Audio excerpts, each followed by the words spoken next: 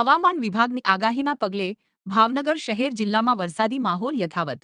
ભાવનગર જિલ્લાના તમામ 10 તાલુકામાં હળવો ભારે સાર્વત્રિક વરસાદ નોંધાયો. જિલ્લાના પાલિતાણામાં 2 થી 6 વાગ્યા દરમિયાન 3.5 ઇંચ વરસાદ નોંધાયો. ઘોઘા પંથકમાં 2.5 ઇંચ, સિહોરમાં 1 ઇંચ, જેસર પંથકમાં પણ 1 ઇંચ વરસાદ. ભાવનગર, તળાજા અને મહુવા તાલુકા પંથકમાં 0.5 ઇંચ વરસાદ નોંધાયો, જ્યારે ગારિયાધાર તાલુકા પંથકમાં 0.5 ઇંચ, ઉમરાળા અને વલભીપુરમાં 6 mm વરસાદ નોંધાયો છે.